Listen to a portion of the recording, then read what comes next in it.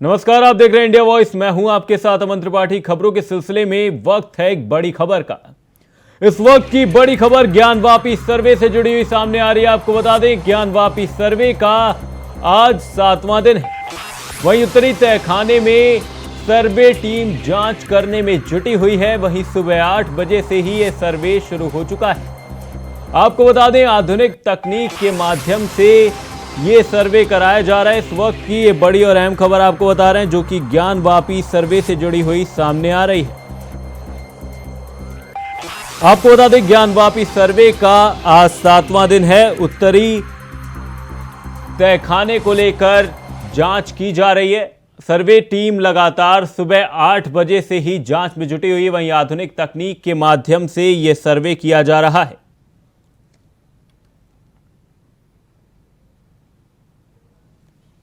आपको बता दें, ज्ञानवापी में लगातार बवाल के बीच सर्वे का 7वां दिन है। लगातार एएसआई की टीम जांच करती हुई नजर आ रही है। 7वें दिन में इसी खबर पर हमारे संवाददाता विकास चौबे वाराणसी से हमारे साथ जुड़े हुए हैं। विकास, मैं आपसे जानना चाहूंगा कि आज सर्वे का 7वां दिन है। आज क्या कुछ घटनाक्रम रहने वाला है? आज किस तरीके से जांच आगे की तरफ बढ़ेगा?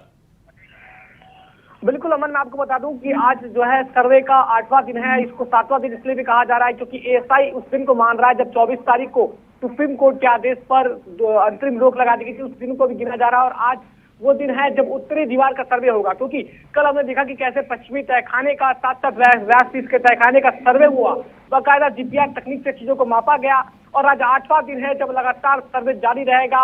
और इस समय जो है ज्ञानवापी परिसर के अंदर एएसआई की वो टीम पहुंच चुकी है जो लगातार इस सर्वे में इन्वॉल्व है, सर्वे कर रही है। जीपीआर एक्सपर्ट्स भी है साथ साथ, और हिंदू पक्ष के अधिवक्ता, मुस्लिम पक्ष के अधिवक्ता के साथ साथ जो बागी महिलाएं हैं इस पूरे मामले की, वो भी इस समय ज्ञानवापी परिसर में मौजूद हैं। और लगातार सर्वे शुरू हो चुका है, सर्वे चल रहा है क्योंकि आज का दिन काफी ज्यादा महत्वपूर्ण है। अमन, आज उत्तरी तहखाने की जांच करेगी टीम एएसआई की और इस बात को देखा जाएगा कि जो दावा हिंदू पक्ष कह रहा है कि उत्तरी तहखाने की तरफ एक ऐसी दीवार है जहां पर स्वास्तिक और त्रिशूल का निशान बना हुआ है और उसके ठीक नीचे जो है देव प्रतिमाएं हैं, तो ऐसा दावा हिंदू पक्ष कर रहा था। तो क्या वो दावा जो है कितना सटीक है और उस दावे की क्या कुछ अहमियत है, तो उसकी चीजें निकलकर सामने आएंगी आज के इस सर्वे में। और पूरा दिन जो है काफी ज्यादा अहम होने वाला है एएसआई के लिए भी, साथ ही साथ पूरे इस मामले के लिए।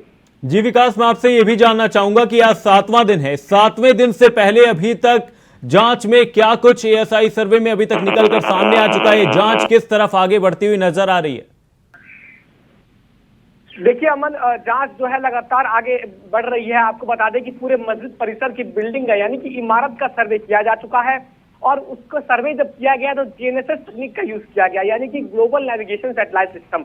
इसके माध्यम से पूरे तहखाने की जो है मैपिंग की गई, ऊपरी इमारत की मैपिंग की गई और 3D इमेजिंग भी की गई, जिससे ये पता चला कि वो जो ढांचा है वो वास्तविक कितना पुराना है, उसका एज कितना पुराना है। साथ ही साथ जो है जो सीढ़ियां हैं तहखाने की, उसकी ईंटों की लंबाई चौड़ाई नापी गई, उसका डाटा सैंपल लिया गया, वो इकट्ठा किया। इससे ये पता चलेगा कि आखिर में वो जो ढांचा है, यानी कि जो तहखाने की मिट्टी है, वो उसका निर्माण कब हुआ था। और आज का दिन काफी ज्यादा अहम है जब आज नींव को लेकर भी जांच की जाएगी, यानी कि जानकार बता रहे हैं कि जो ज्ञानवापी की नींव है, साथ ही साथ जो उसका मैपिंग है, वो काफी ज्यादा महत्वपूर्ण रहेगा आज के दिन, क्योंकि वही चीजें बताएंगी कि वास्तविक में इसका निर्माण कब हुआ था और इसका आधार क्या है। तो ये दिन काफी ज्यादा अहम होने वाला है। लेकिन इसी बीच जो है लगातार उठापटक का दौर जारी है। आपको बता दें कि कल हाईकोर्ट में भी सुनवाई थी, माफ कीजिएगा, वाराणसी के जिला और सत्र न्यायालय में भी इसको लेकर सुनवाई थी। तो ये लगातार उठापटक का दौर जारी है और लगातार एएसआई का सर्वे भी जारी है जब आज 8वां दिन है। क्योंकि इससे पहले हमने देखा था कि कैसे कानपुर से 2 IITian आए थे जो कि जीपीआर एक्सपर्ट थे। उन्होंने बाकायदा पूरे इमारत पर चढ़कर जगह जगह आधुनिक मशीन लगाकर इसकी मैपिंग की थी और कई तरह के उपकरणों का प्रयोग किया था। तो ये भी काफी ज्यादा अहम है। और कल आईबी की टीम भी यहाँ पहुंची थी। हालांकि इसके बारे में जानकारी नहीं है कि वो किस कारण से पहुंची थी, लेकिन आईबी का पहुंचना भी कहीं ना कहीं कई महत्वपूर्ण निशान सवाल देता है। तो ये भी आप देखने वाली बात हुई कि सर्वे किस तरह आगे बढ़ता है और क्या जितना जटिल ये लग रहा है सर्वे, ये उतना जटिल होगा या फिर हमको चंद दिनों का इंतजार करना होगा तब ये सर्वे पूरा होता है। जी विकास, आपसे मैं ये भी जानना चाहूंगा कि जिस तरीके से ये सर्वे आगे बढ़ा है, ये जांच किस ओर जाती हुई नजर आ रही, साथ ही मुस्लिम पक्ष का फिलहाल क्या रवैया है इस सर्वे को लेकर? देखिए, मुस्लिम पक्ष शुरू के 2 दिन सहयोग नहीं किया। मुस्लिम पक्ष ने, उन्होंने सुप्रीम कोर्ट में याचिका डाली थी, इसको लेकर हाईकोर्ट के खिलाफ गए थे, फैसले के खिलाफ वो। सुप्रीम कोर्ट ने याचिका खारिज कर दी और कहा कि आप कोर्ट का वक्त जाया कर रहे हैं। जब सर्वे कराने का जिला और सत्र न्यायालय ने आदेश दे दिया, एक तरफ हाईकोर्ट भी कह रहा है, तो आप सर्वे से डर क्यों रहे हैं। उसके ठीक बाद 2 दिन बाद जो है मुस्लिम पक्ष ने भी सर्वे में सहयोग करना शुरू कर दिया और यही वजह है कि इस समय मुस्लिम पक्ष के अधिवक्ता भी मौजूद है, इस सर्वे में सहयोग कर रहे हैं। साथ ही साथ आपको बता दें कि कल वाराणसी के जिला और सत्र न्यायालय ने एक याचिका डाली गई थी, यानी कि आप अमन सीधा ही समझ सकते हैं कि कहीं ना कहीं प्रत्यक्ष रूप से नहीं तो अप्रत्यक्ष रूप से जो है इस सर्वे को रोकने का जो आड़ा अटकाने का जो काम है वो मुस्लिम पक्ष लगातार कर रहा है। और यही वजह है कि कल याचिका डाली गई थी, जिसमें साफ साफ तौर पर सर्वे की फीस को लेकर उन्होंने एक याचिका डाली थी और ये कहा था कि तत्काल प्रभाव से सर्वे को रोका जाना चाहिए क्योंकि ये नियमावली का उल्लंघन कर रहा है। साथ ही साथ उन्होंने मीडिया ट्रायल के ऊपर भी रोक लगाने की बात की थी, यानी कि मैं और आप जो इस खबर को बता रहे हैं ज्ञान वापी से जुड़ी हुई खबरों को, इसमें भी उन्होंने रोक लगाने की मांग की थी वाराणसी के जिला और सत्र न्यायालय के सामने, जिसमें न्यायालय ने फैसला सुनाया कि देखिए मीडिया जो है स्पोर्ट्स पे जाकर कवरेज नहीं करेगा, लेकिन कहीं ना कहीं मीडिया की आजादी को हम नहीं रोक सकते हैं और यही वजह है कि मीडिया ट्रायल जारी रहेगा, लेकिन बस यही होगा कि स्पोर्ट्स पर जाकर हम कवरेज नहीं कर सकते हैं, उस परिसर से दूर रहेंगे। साथ ही साथ उन्होंने ये भी कहा है कि मुस्लिम पक्ष की याचिका के जवाब में कोर्ट ने ये भी बयान दिया है, ये भी निर्देश दिया है कि कहीं ना कहीं हिंदू और मुस्लिम पक्ष दोनों पक्षों के अधिवक्ताओं को मीडिया में आकर बयानबाजी करने से बचना होगा, क्योंकि ऐसे बयान जो है कहीं ना कहीं धार्मिक सौहार्द बिगाड़ने का काम कर सकते हैं। तो ये निर्देश दिया है और यही वजह है कि लगातार अभी सर्वे जारी है, लेकिन मीडिया में आकर कोई बोलने से बच रहा है। इस पूरे मामले को लेकर जब तक एएसआई की रिपोर्ट पेश नहीं हो जाती कोर्ट में सिल्वर लिफाफे में, तब तक कुछ कहा नहीं जा सकता। केवल आप वेट एंड वॉच की पॉलिसी अपनाकर वेट एंड वॉच कर सकते हैं, यानी कि देखिए क्या होता है आगे। और सर्वे लगातार जारी है, जब आज 8वां दिन है जी। साथ ही विकास, ये भी जानना चाहूंगा कि क्या कुछ साक्ष्य मिले हैं, क्योंकि लगातार जिस हिसाब से जांच आगे बढ़ती जा रही है हर दिन कुछ ना कुछ नया देखने को मिल रहा है, तो क्या कुछ साक्ष्य मिले हैं, किस तरफ पलड़ा यहां पर भारी होता हुआ नजर आ रहा है?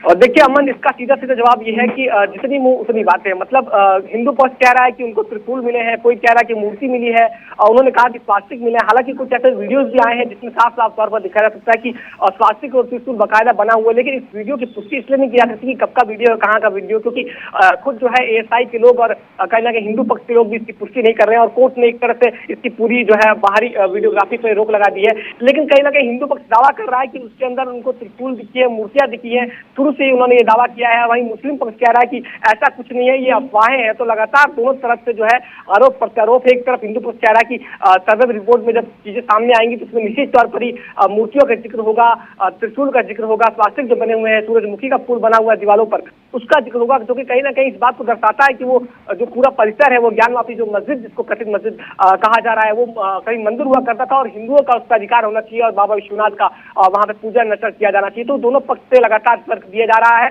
अपने अपने दलियों को लेकर। और एक तरफ जहां हिंदू पक्ष कह रहा है कि सर्वे में पूरा हम आश्वस्त है और हम कहीं ना कहीं खुशखबरी के काफी करीब है, तो ये देखने वाली बात होगी कि अमन की किस चीज की खुशखबरी की बात कर रहे हैं। क्या वही वो खुशखबरी है जिसकी वो शुरू से बात कर रहे थे? शुरू से वो कह रहे थे कि भाई इसमें त्रिशूल बना हुआ है, मूर्तियां हैं, तो क्या सर्वे में वो चीजें निकलकर सामने आई हैं? लेकिन ये सब चीजें हमें तभी पता चलेगी जब एएसआई की रिपोर्ट कोर्ट में पेश हो जाएगी और उसके बाद रिपोर्ट में जो कुछ भी होगा वो हमको अदालत से पता चलेगा जी। बहुत बहुत धन्यवाद विकास तमाम जानकारी के लिए। आपको बता दें आज उत्तरी तहखाने में एएसआई सर्वे किया जाएगा। अब रुक करते हैं अगली खबर का, जो कि लखनऊ से सामने आ रही है। आपको बता दें लखनऊ से बड़ी खबर सामने है। आपको बता दें सीएम योगी ने आरएलडी विधायकों से मुलाकात की है। इस वक्त की ये बड़ी खबर लखनऊ से निकलकर सामने आ रही है, जहां पर उत्तर प्रदेश के मुख्यमंत्री योगी आदित्यनाथ ने आरएलडी विधायकों से मुलाकात की है। सीएम से विधायकों के मिलने पर चर्चाओं का बाजार गर्म है कि आखिर ये चर्चा क्यों की गई, सीएम से आरएलडी विधायक क्यों मिले, इसे लेकर चर्चाओं का बाजार लगातार गर्म देखा जा रहा है। वहीं सीएम योगी के सरकारी आवास में ये मुलाकात की गई। वहीं आपको बता दें जयंत चौधरी ने दिल्ली सर्विस बिल पर वोटिंग नहीं की थी। वोटिंग न करने के बाद भी चर्चाओं का बाजार गर्म देखा गया था। वहीं दोनों ही घटनाक्रम के सियासी मायने निकाले जा रहे हैं। इन दोनों ही घटनाक्रम के सियासी मायने निकाले जा रहे हैं। आपको बता दें दिल्ली सर्विस बिल पर जयंत चौधरी ने वोटिंग नहीं की थी, जिसके बाद से चर्चाओं का बाजार लगातार गर्म देखा गया था। आपको बता दें राष्ट्रीय लोकदल विधानसभा दल के सदस्यों ने बुधवार को मुख्यमंत्री योगी आदित्यनाथ से मुलाकात की थी। वहीं आपको बता दें यह मुलाकात कई मुद्दों को लेकर की गई थी, लेकिन इसके बाद से भी चर्चाओं का बाजार गर्म है कि आखिर ये मुलाकात की क्यों गई।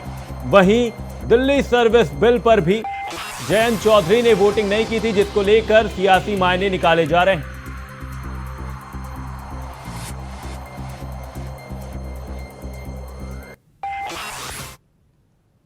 आम आदमी पार्टी से सांसद राघव चड्ढा प्रेस कॉन्फ्रेंस करते हुए नजर आ रहे हैं। क्या कुछ कह रहे हैं राघव चड्ढा, चलिए सुनते हैं। वो बताए जाएं, उसके लिए एक समिति का गठन किया जाए, उस समिति में कुछ नाम प्रस्तावित किए जाते और जिस शख्स को उस समिति में नहीं रहना वो अपना नाम विड्रॉ कर लेता है। ये प्रपोजल है, ये प्रस्ताव है, किसी को जर जबरदस्ती नहीं बिठा दिया। मैं आपको एक बहुत सरल एग्जाम्पल के माध्यम से ये समझाना चाहूंगा और आप सब वो मेरी बात समझ जाएं। मान लीजिए कि मेरा जन्मदिन, मैं अपनी जन्मदिन की दावत देता हूं, एक बर्थडे पार्टी आयोजित करता हूं। अपनी बर्थडे पार्टी में मैं 10 लोगों को न्योता देता हूं आने के लिए। 10 में से 8 लोग मेरा न्योता स्वीकार लेते हैं, आ जाते हैं। 2 लोग मेरा न्योता नहीं स्वीकारते, उल्टा मुझे कहते हैं तुम्हारी हिम्मत कैसे हुई हमें।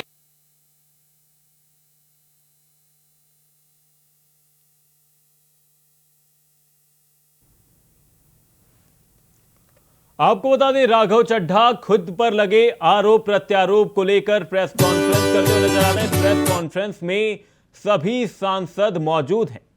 राघव चड्ढा प्रेस कॉन्फ्रेंस करते हुए नजर आ रहे हैं। आपको बता दें, केंद्रीय गृह मंत्री अमित शाह ने उन पर कई आरोप लगाए थे, जिसके बाद से अपने ऊपर लगे आरोप प्रत्यारोप को लेकर आम आदमी पार्टी से सांसद राघव चड्ढा प्रेस कॉन्फ्रेंस करते हुए नजर आ रहे हैं। आम आदमी पार्टी मुख्यालय में राघव चड्ढा मौजूद हैं। ठीक उनके साथ ही सभी सांसद इस प्रेस कॉन्फ्रेंस में मौजूद हैं, जहां पर राघव चड्ढा अपनी बात रखते हुए नजर आ रहे हैं।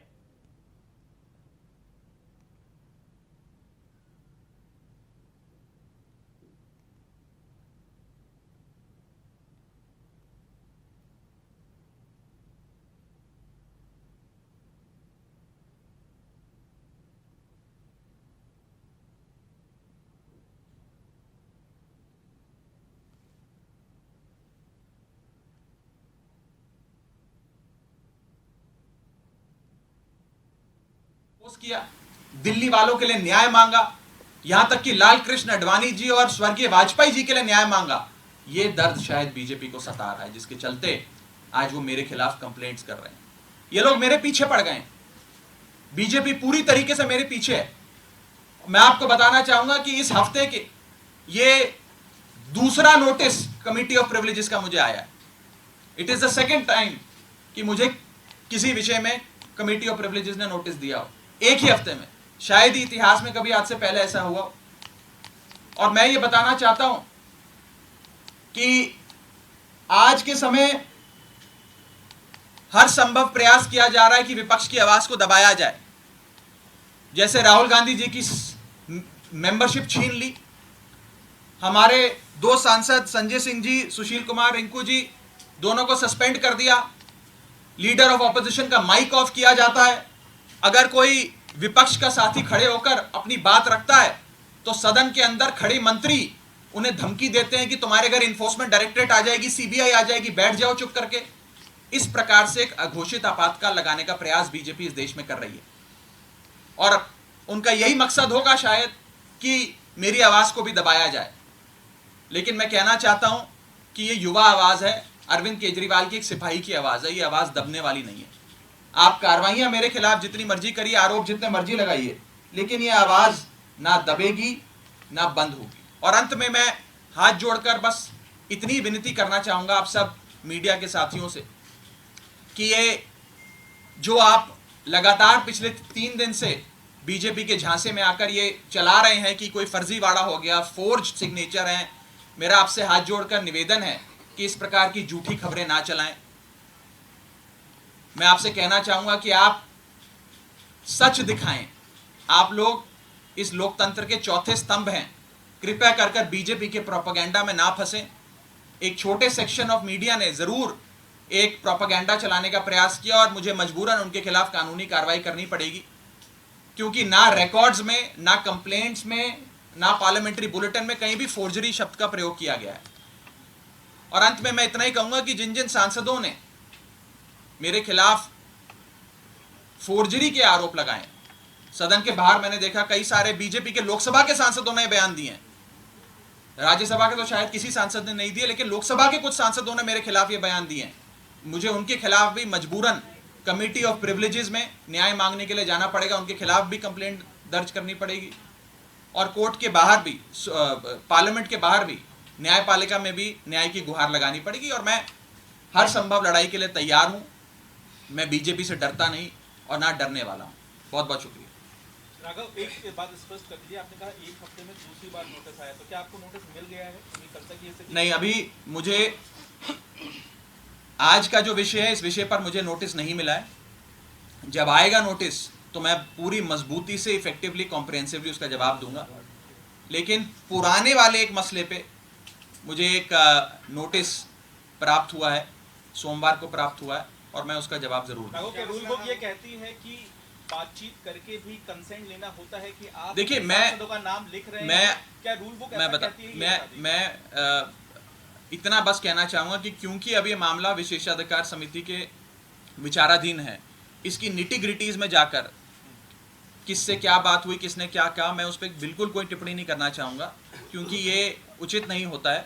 मैंने अपनी बात रखनी थी, आज मुझे मजबूरन, क्योंकि मेरी छवि खराब करने के लिए, एज अ पार्लियामेंटेरियन, मेरी गुडविल, मेरी क्रेडिबिलिटी खराब करने के लिए एक प्रोपेगेंडा जो बीजेपी ने चलाया है, उसका जवाब देने के लिए आज मुझे सामने आना पड़ा, ताकि दूध का दूध और पानी का पानी हो जाए। और मैं खुली चुनौती देता हूँ।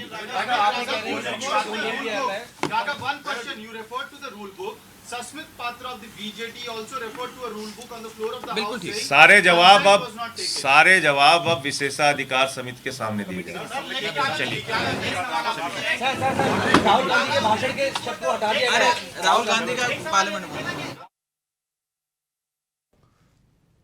आपको बता दें, राघव चड्ढा प्रेस कॉन्फ्रेंस करते हुए नजर आए, जहां पर उन्होंने खुद पर लगे आरोपों पर बात की, जहां पर उन्होंने बताया उन पर लगे आरोप बेबुनियाद हैं, जो उन पर केंद्रीय गृह मंत्री अमित शाह द्वारा भी लगाए गए थे।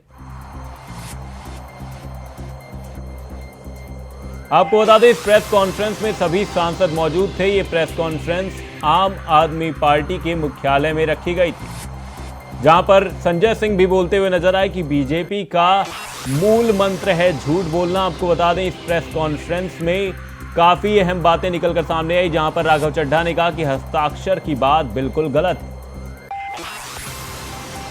राघव चड्ढा कहते हुए नजर आए कि मेरे ऊपर लगे आरोप बेबुनियाद हैं, मैंने कुछ भी गलत नहीं किया है। बीजेपी लगातार दुष्प्रचार करती हुई नजर आ रही है।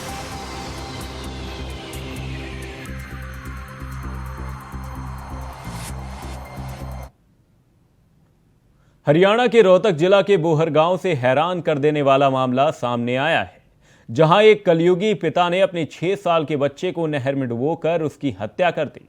बताया जा रहा है कि बच्चा 6 दिन पहले घर से लापता हो गया था, जिसके बाद पिता ने पुलिस में अपहरण का मामला दर्ज करवाया था। लेकिन पुलिस जांच में अब यह खुलासा हुआ है कि बच्चे का हत्यारा कोई और नहीं बल्कि उसी का पिता है। पुलिस ने आरोपी पिता को गिरफ्तार कर लिया है। वहीं आरोपी की पत्नी का कहना है कि उसका अपने पति के साथ विवाद रहता था। लड़ाई की मुख्य वजह अक्सर यही होती थी कि सुनील अपने बड़े बेटे से ज्यादा प्यार करता है। लड़ाई करते हुए गुस्से में कभी कभार सुनील अपनी पत्नी से कहता था कि अगर ऐसी ही बात है तो वो इसको जड़ से ही खत्म कर देगा, लेकिन पत्नी ने कभी उसे गंभीरता से नहीं लिया था। आपको बता दें, रोहतक से एक खबर सामने है, जहां पर पिता ने मासूम बेटे की हत्या कर दी। नहर में डुबोकर 6 साल के मासूम को मार दिया गया। वहीं पति पत्नी के विवाद में इस मासूम की जान गई।